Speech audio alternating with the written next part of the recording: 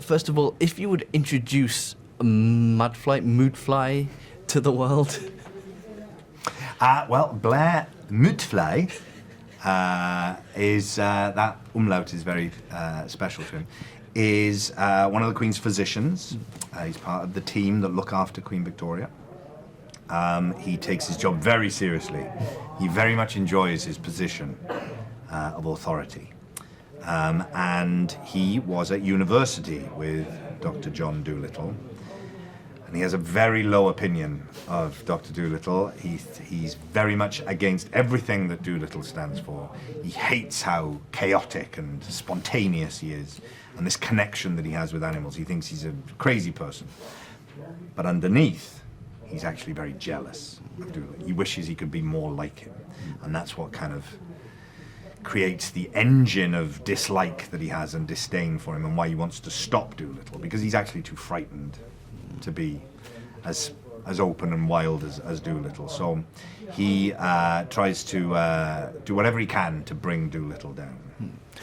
He is something of an antagonist in the movie, but I don't think any person of that character of that type thinks of themselves as a bad person. So I'm guessing, did you approach it from that angle? He doesn't think of himself as a bad guy. He thinks of himself in the right. And he realizes through the film that he's got to maybe change his opinion a little bit. How did you sort of first approach him when you got the role? Well, nobody thinks of themselves as the bad guy in their own story. You're the hero of your own story, aren't you? So you sort of see everything from that perspective. And so Moodfly believes that he is doing the right thing, that Dolittle represents a chaos that cannot exist in life, and that it will bring down not only the best for the Queen, but also for the Empire and everything else. You can't have this chaos. And so, you know, that's what he sticks to. But I think underneath it, he knows on some level that actually he should be more like that. And so eventually, I think, when he has the opportunity to change the way he sees things, he wants to grab that. So that's the lesson that he learns through the story, that you have to be brave enough to just loosen up a little bit and take some risks and see what happens, rather than pinning everything down with certainties all the time. Obviously, you're working opposite Robert for some of the film. What was that experience like? I don't think you'd worked before together. What was your experience? No, I'd never worked with Robert before. I'd been a huge fan of his work, obviously. But I didn't know what to expect, really. And so I was very, very pleased. You know, as soon as you meet Robert, he really kind of makes you feel very special. He's got an extraordinary kind of energy, and he's so generous and warm and funny. And what he brings into the work itself is an incredible playful energy. He's very spontaneous. You know, he's very like Dolittle in many ways. He's got this kind of very, what appears to be quite chaotic energy, but actually it's with a purpose. He wants to make sure that things are very alive and in the moment in front of the camera. And so his sort of desire for things to be fresh and in the moment is really kind of electrifying. And so I loved being able to have that sense of play with him on camera. I loved that. And it's very rare to get to have an actor of his stature who's willing to take those sort of risks, really. The film features one or two effects, one or two sort of CGI creatures. I know that on set, a lot of that was brought to life by puppeteers, by people physically standing in for some of the creatures, and then the occasional tennis ball, the occasional dot, the occasional this and that.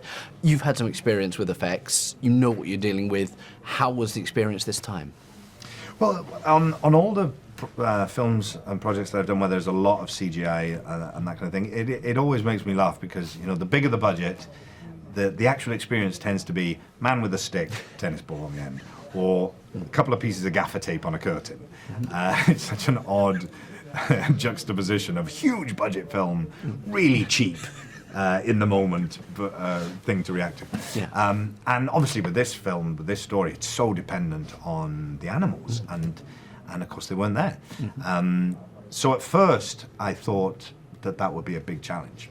But actually, it reminded me of other things that I've done where what actually happens is that, of course, you have to engage your imagination more than you would normally. Instead of just reacting to things that are actually there in front of you, you have to imagine that they're there. And as is often the case, once your imagination is engaged, whether it's as an actor or as a viewer or reader or whatever it might be, things become even more colourful and vivid and rich, and you're constantly surprised by your own imagination oftentimes.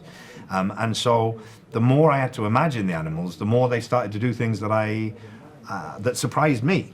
And I was the one supposedly in control of it because I was imagining it. So it becomes very alive in a different way. It's much more like you are when you're a child, I suppose, playing. It's a much more pure form of make-believe and pretend. And I think there's a lot of that in this story.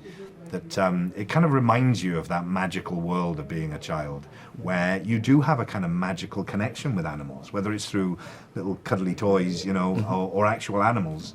I think there's a real kinship there that children can feel. And this film, I think, this story kind of can reawaken that in us a little bit.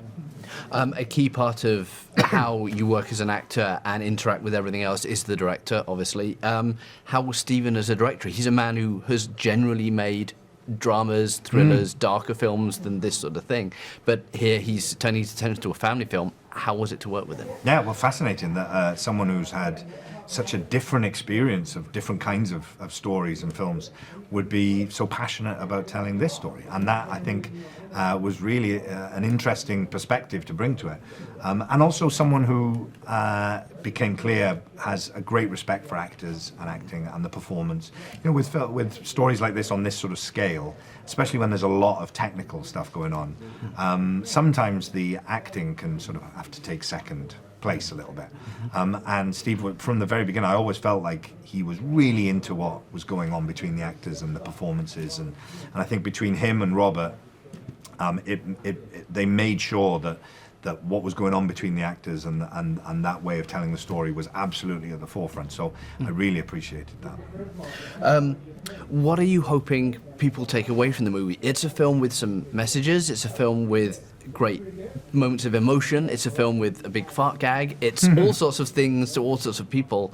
What are you hoping people just take away from it? I hope that people, go on the journey and the voyage with Dolittle into a world of wonders. I think that is what this story can do. When I saw the original Dolittle film when I was just about 7 or 8 years old, it was a real world of wonder that it opened up, these extraordinary magical exotic creatures and the promise of distant lands where these creatures have come from, and that extraordinary connection with animals that we feel on an instinctive level that we can have, but in the real world we feel very separate from. So I think this story can open all that up and allow us to engage in the mystery of the world as well as the wonder of it again. One thing I've been asking everybody is if you could talk to any animal, what would you ask them? It's a fascinating idea. If you could have discourse with an animal and get their thoughts on things, what would you say? What would you ask? So what are we missing? As human beings, we see the world, we put it into boxes, and we categorize things, and we feel like we have this sort of arrogant sense that we get it, we understand the world, we know it, we've categorized it, we've given it labels. And I think animals maybe are able to see it in a very different way. So I would love to know what is it that's in front of our noses that we just can't see.